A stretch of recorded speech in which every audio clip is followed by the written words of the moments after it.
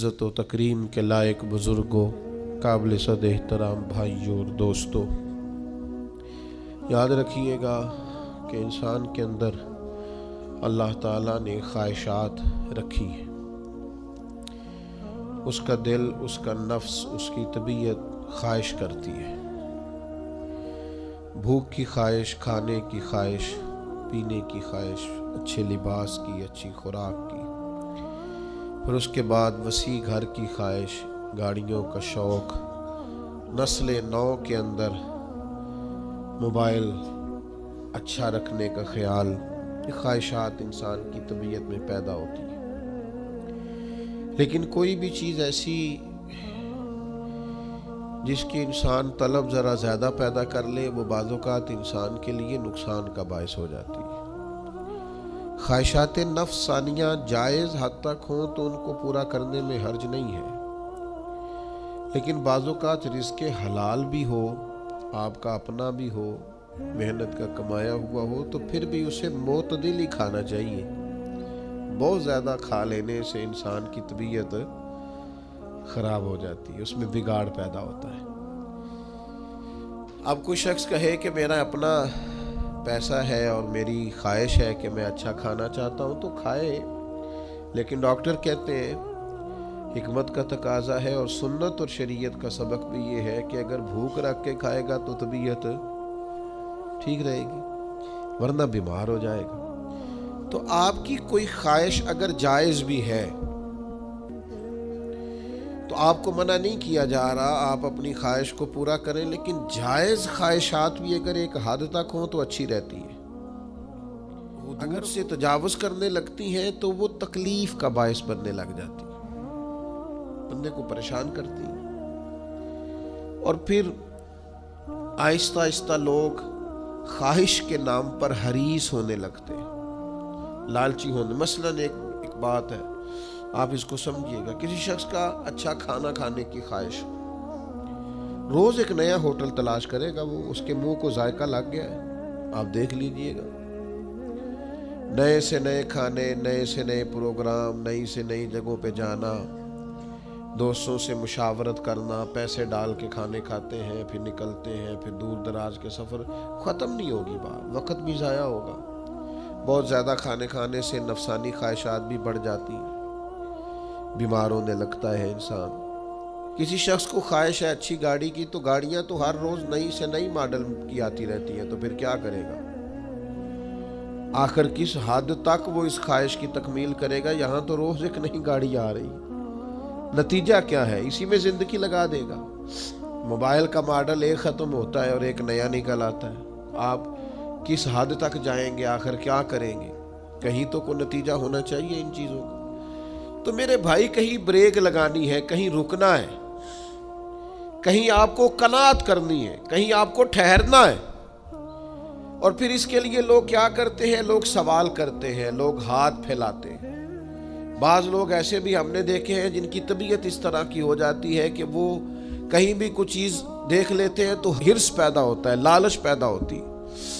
इससे बचना इंसान को रूहानी तौर पर मजबूत करता है। सियासता में हदीस है, नबी अकरम सल्लल्लाहु ताला अलैहि वसल्लम, नबी अकरम सल्लल्लाहु ताला अलैहि वसल्लम इरशाद फरमाते हैं कि अल्लाह ताला ने जब जन्नत को पैदा फरमाया तो हज़रत जिब्रील अमीन अलैहिस्सलाम को भेजा कि आप जन्नत को देख के आए। अब जन्नत के इनामात, जन्नत का फजल, जन्नत का कमाल, जन्नत की नेमतें, जन्नत का हुस्न, ये सारी चीज़ें हज़रत जिब्रील अमीन अलैहिस्सलाम ने जब देखी तो अर्ज़ की, मालिक, हर शख्स ख्वाहिश करेगा जन्नत में जाने की।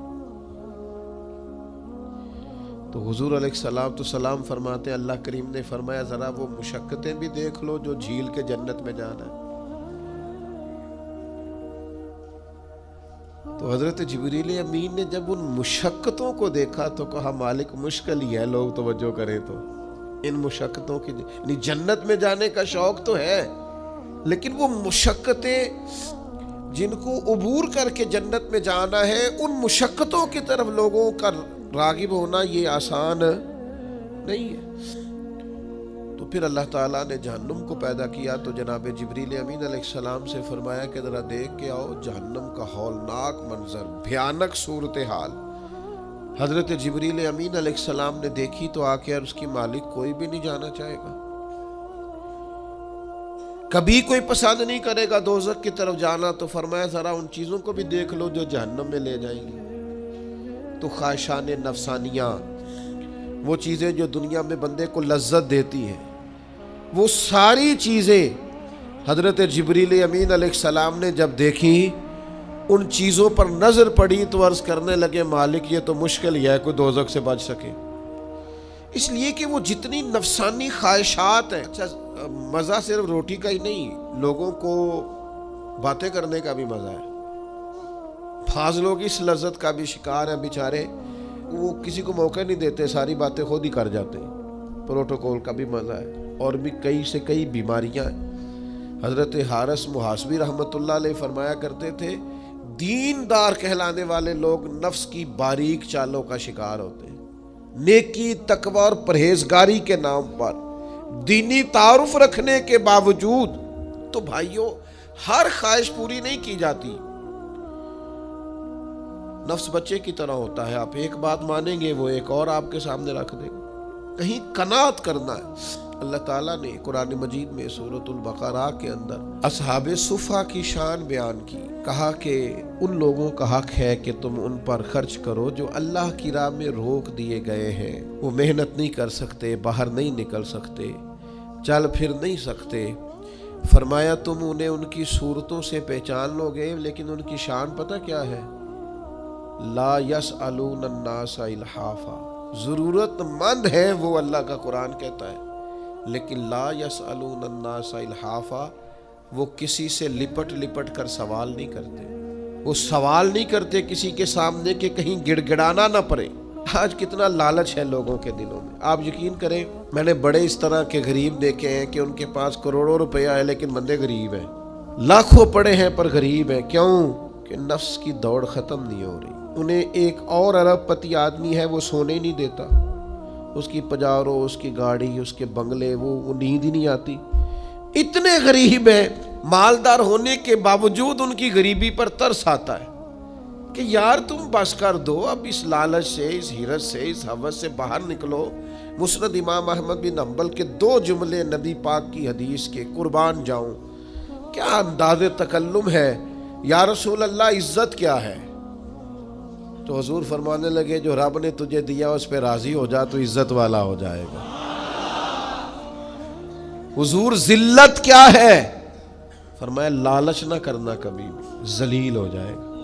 ہیرس میں، ہوس میں، لالچ میں ذلت ہے، اور رب جو دے دے اس پہ راضی ہونے میں عزت ہے۔ باعزت وہ آدمی ہے جو قناعت پسند ہے، جو اللہ کی عطا پر راضی ہے۔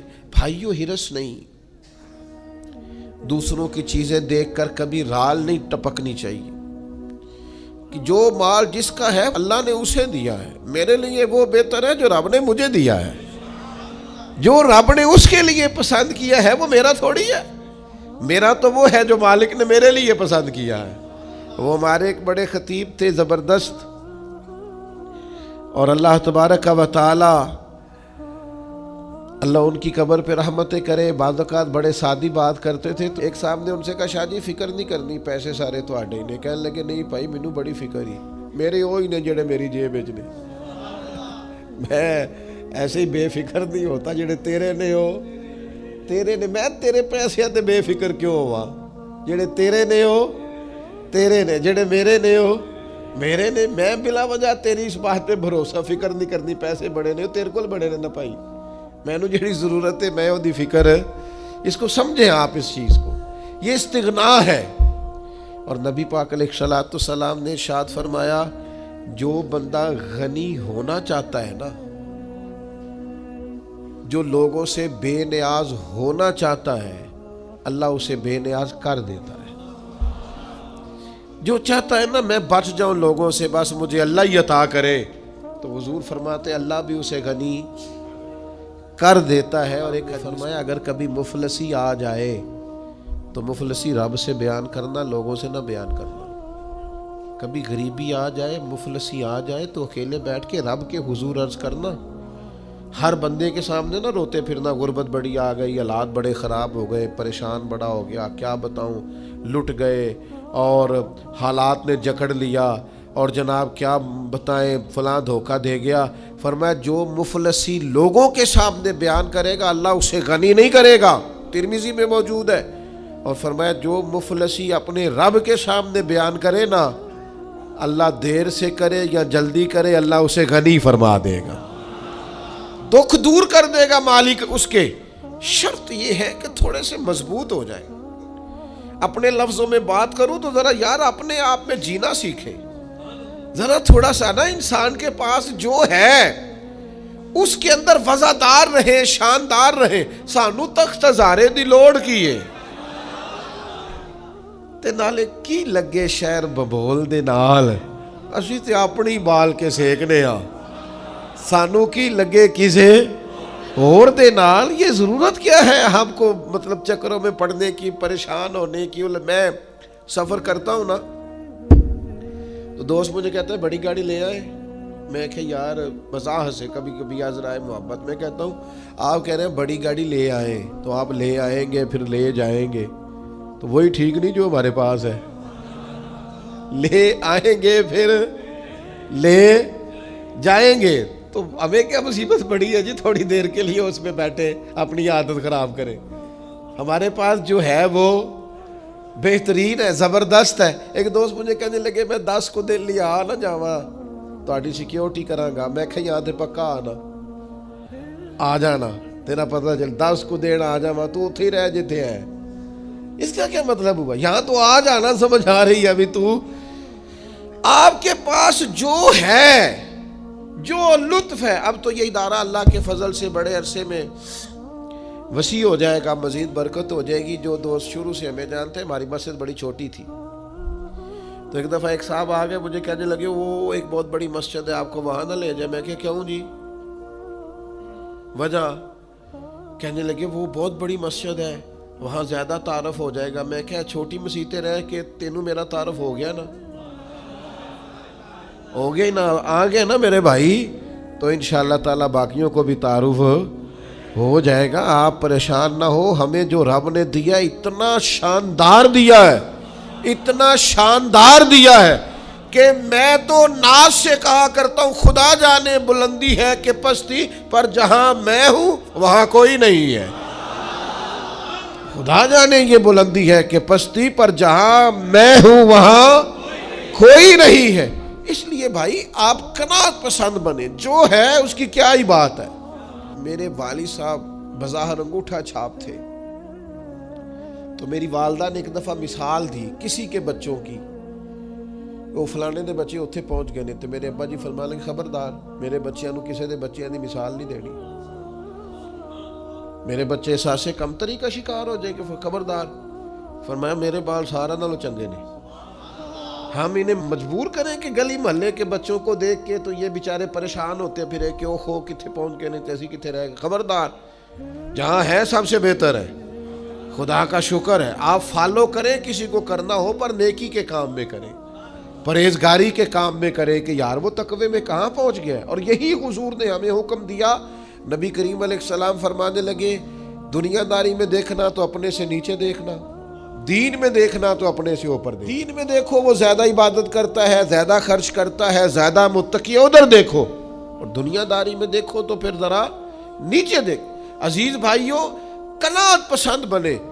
کیا انداز ہے حضور کا سمجھانے کا، یعنی ایک مبارک مجھے میرا بھائی دے رہا ہے، ایک مبارک مجھے میرا شاگرد دے رہا ہے، ایک مبارک مجھے میرا کوئی استاد دیتا ہے، اس میں مزہ ہی اور ہے۔ ایک مبارک مجھے کوئی نیک آدمی دے تو اس میں لذت ہی، اور اگر مبارک نبی کریم عطا فرمائے تو صلی اللہ تعالی علیہ وسلم، اگر حضور مبارک دیں تو امام طبرانی لکھتے ہیں، امام ترمذی لکھتے ہیں، حضرت فضالہ رضی اللہ تعالیٰ عنہ حدیث کے راوی ہے، حضور فرمانے لگے اسے مبارک ہو جسے اللہ نے اسلام کی ہدایت عطا فرمائی، پھر اس کی ضرورت کے مطابق روزی عطا کی، اور پھر اس روزی پر اللہ نے اسے قناعت بھی عطا فرمائی، اسے حضور مبارک دیتے، فرمایا تمہیں مبارک ہو کہ تمہیں اسلام کی ہدایت ملی ہے، ضرورت کے مطابق روزی ملی ہے، اور روزی پر قناعت ملی ہے، تمہارے اندر ٹھہراؤ ہے، حوصلہ ہے، صبر ہے۔ بھائیو بے چین نہ رہا کریں، آپ کسی کا مال دیکھیں گے پریشان ہو جائیں گے، آپ کسی شخص کا گھر بار بار دیکھیں گے تو آپ الجھ جائیں گے۔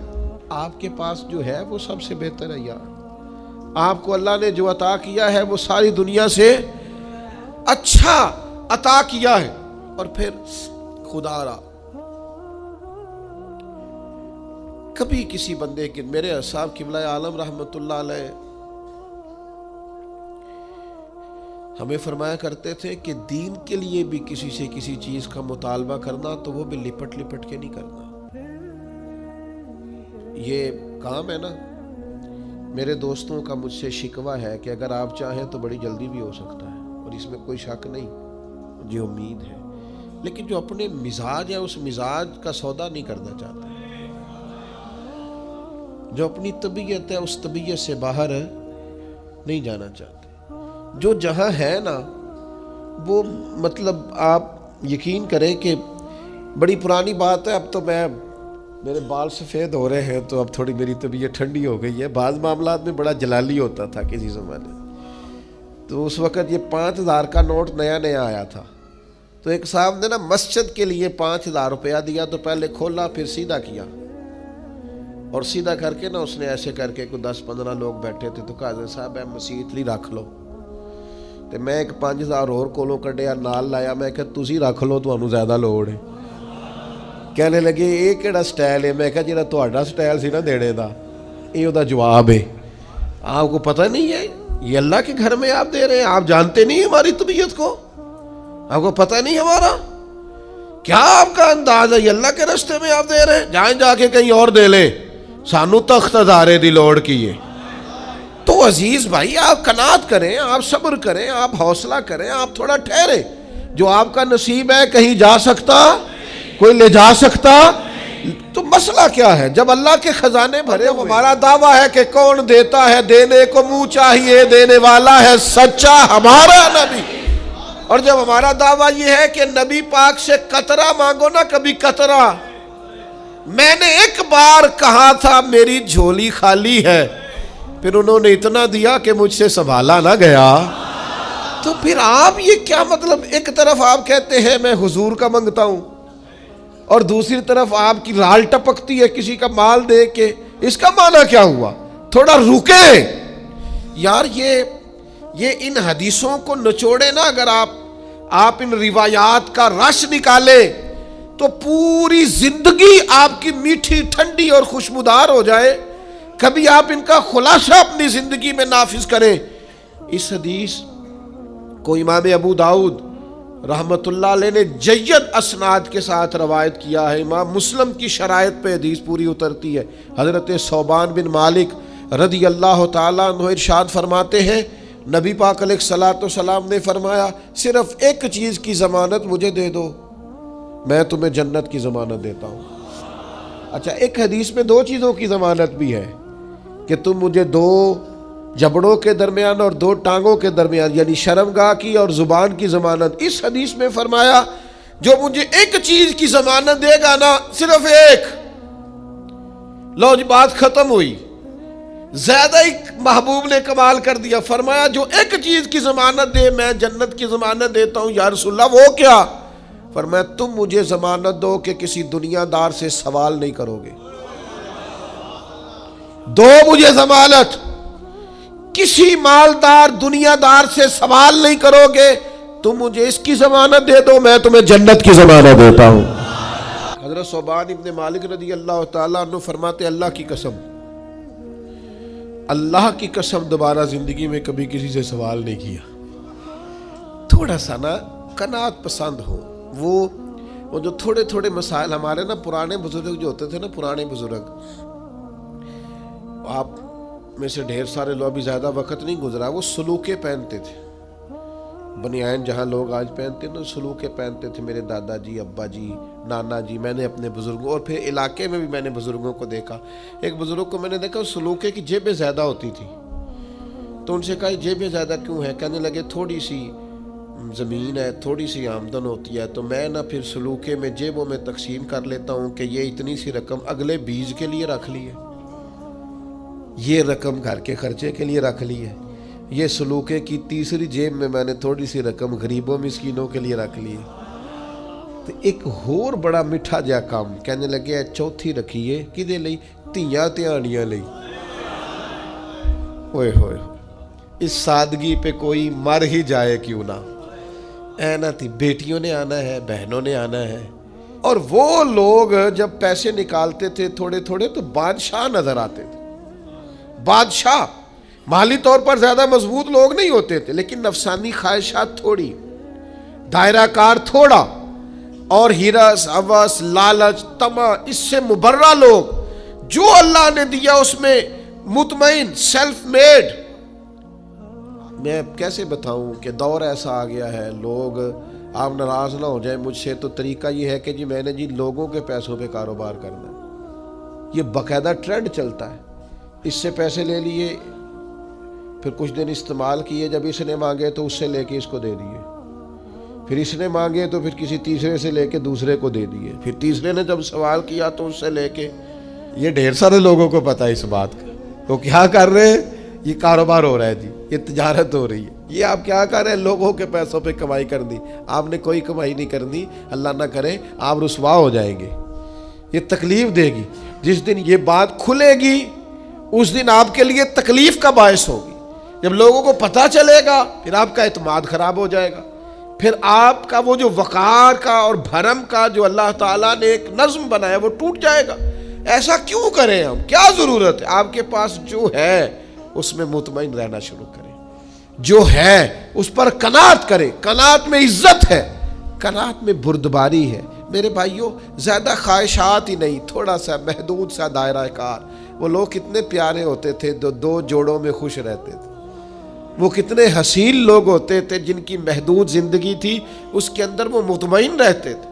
اب تو میرے بھائی لوگوں سے ڈیسائیڈ ہی نہیں ہوتا. الماری میں کپڑے اتنے لٹکے ہیں کون سا پہننا ہے، جوتے اتنے پڑے ہیں آج کون سا پہنوں، ڈیسائیڈ ہی نہیں ہوتا.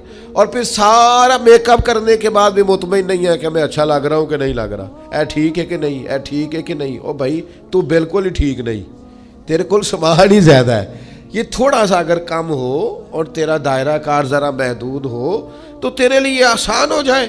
دیکھو نا نبی کریم علیہ الصلوۃ والسلام نے کیا بیان فرمایا. حضرت سہل بن سعد رضی اللہ تعالیٰ عنہ حدیث کے راوی ہیں، ارشاد فرماتے ہیں کہ حضرت جبریل امین علیہ السلام حضور کی بارگاہ میں آئے اور آ کے عرض کی کہ اللہ کے رسول صلی اللہ تعالیٰ علیہ وسلم میں عرض کروں آپ کی خدمت میں کہ مومن کی عزت کیا ہے. تو حضور نے فرمایا جبریل بتائیے. تو عرض کرنے لگے یا رسول اللہ مومن کی عظمت تہجد پڑھنے میں ہے اور اس کی عزت لوگوں سے بے نیاز ہو جانے میں ہے. لوگوں کے مال پر کبھی بھی توجہ، یہ اس کی عزت ہے. اور اگر ساتھ عظمت بھی چاہتا ہے پھر جب دنیا سوئی ہو تو اپنے رب کے حضور تہجد کے لیے کھڑا ہو جائے.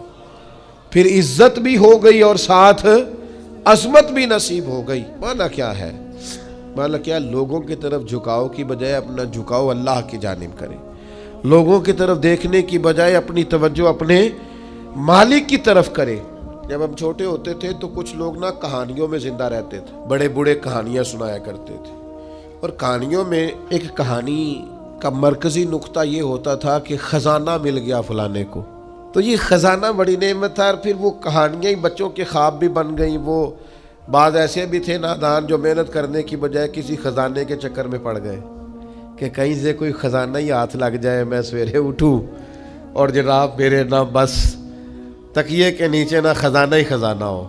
میں بس جا رہا ہوں تو میری گاڑی سے کوئی چیز ٹکرائے اور میں اتروں تو خزانہ ہی خزانہ ہو. وہ چونکہ کہانیوں میں خزانہ تھا، باتوں میں تھا، طبیعتوں پہ جم گئی.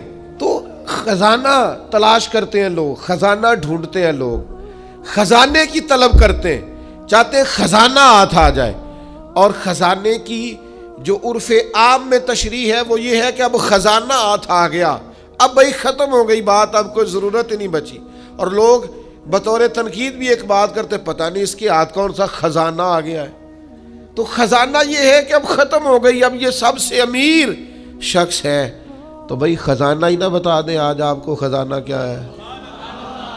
اور خزانہ سارے ہی پا سکتے ہیں، تھوڑی جد و جہد کریں تو خزانے کے قریب جا سکتے ہیں. امام بہقی نے، حافظ منذری نے حدیث نقل کی ہے. حدیث کے راوی حضرت جابر ابن عبداللہ رضی اللہ تعالیٰ عنہ ہے. حضرت جابر ابن عبداللہ رضی اللہ تعالیٰ عنہ فرماتے ہیں نبی کریم علیہ السلام نے فرمایا قناعت ایک ایسا خزانہ ہے جو کبھی ختم ہی نہیں ہوگا، ہمیشہ تمہارے پاس ہی رہے گا. اتنا بڑا خزانہ ہے قناعت، جو تمہارے پاس ہے اس پہ راضی ہو جاؤ. یہ وہ خزانہ ہے حضور فرماتے کبھی ختم ہوگا ہی نہیں. تمہارے پاس ہمیشہ فراوانی رہے گی، وسعت رہے گی، تمہارے پاس بہت کچھ رہے گا. شرط یہ ہے کہ تم قناعت اختیار کرو. جوانوں سے اور خواتین سے بالخصوص یہ گزارش ہے کہ زندگی کو نہ قناعت والا بنائے. آپ اس چکر سے نکل آئیں کہ فلاں کے پاس یہ آ گیا، فلانا دیکھے کہاں پہنچ گیا. یہ نفس کی دوڑ ہے، یہ کبھی ختم. سہ سہ نفل نمازاں پڑھیاں ظالم نفس نہیں مردہ، تے بانج فقیروں کسے نہیں ماریا، اے ہوئی چور اندر دا. آپ مجھ سے ناراض نہ ہو. ہمارے اسا فرمایا کرتے تھے کہ میری طرح کے، یعنی میری طرح کے لوگ جو بظاہر پگڑیوں میں، جبوں میں اور دینی لباس میں نظر آتے ہیں، فرماتے ہیں ان کے لیے بھی بڑا ضروری ہے کہ ان کا باطن قناعت پسند ہو. اگر کہیں باطن کے اندر ہرس ہے، ہوس ہے، لالچ ہے، تو جتنا مرضی بڑا مرضی میں اونچی کرسی پہ بیٹھا ہوا ہو، نتیجہ کچھ نکلنے والا نہیں ہے. دینی معاملات کو لے کر بھی لوگ دنیا چاہتے ہیں. کوئی وظیفہ بتائیں رزق میں برکت کا، اور میں نے کہا تو رب کی رضا کا وظیفہ کیوں نہیں پوچھتا؟ کوئی وظیفہ بتائیں قرض اترنے کا، پوچھ یہ بھی، پر تو اللہ کی رحمت حاصل کرنے کا وظیفہ کیوں نہیں پوچھتا؟ اپنی طبیعت کے اندر اس بات کو جاگزیں کریں کہ ہم نے قناعت پیدا کرنی ہے، ہم نے قناعت پسند رہنا ہے. اور پھر حضرت شفیق بلخی رحمۃ اللہ تعالیٰ علیہ سے ایک شخص نے آ کے کہا تھا حضور میں بے چین بڑا رہتا ہوں، بے قراری بڑی ہے، اضطراب بڑا ہے، دل بڑا پریشان رہتا ہے. حضرت شفیق بلخی رحمۃ اللہ علیہ فرمانے لگے ایک چیز ہے جو بندے کو راحت میں مبتلا کرتی ہے، اس کے وجود کو ٹھنڈا کر دیتی ہے. وہ کیا ہے؟ کہا وہ قناعت ہے. لالچ چھوڑ دے. تھوڑا سا نا میں کیسے آپ کی خدمت میں عرض کروں کہ بعض لوگ اس لالچ کی وجہ سے اپنے بچوں کو وقت نہیں دے پاتے، اپنے بیمار ماں باپ کو ٹائم نہیں دے پاتے. اس لالچ اور ہرس اور ہوس کی وجہ سے ڈھیر ساری دشمنیاں مول لے لیتے. اور جب یہ لالچ اور ہرس ہوس بڑھ جاتا ہے پھر لوگ کسی شخص سے ڈیلنگ نہیں کرتے، وہ پیسوں سے ڈیل کرتے. وہ دیکھتے ہیں میں فلاں آدمی سے کیسے نفع اٹھا سکتا ہوں. مومن کی جو ایک خوبصورت روحانی، معنوی اور حسین زندگی ہوتی ہے وہ اس زندگی کا لطف نہیں پا پاتے. کیوں؟ اس لیے کہ ہر چیز کو پیسوں میں تولتے ہیں، ہر چیز کو شہرت میں تولتے ہیں، ہر چیز کو خود پسندی میں، تعریف میں تولتے ہیں. تو کریں، محنت کریں، جد و جہد کریں، آگے بڑھیں، لیکن قناعت والی زندگی اختیار کریں. ہرس ہوس لالچ سے بچیں. اللہ سمجھنے کی توفیق دے.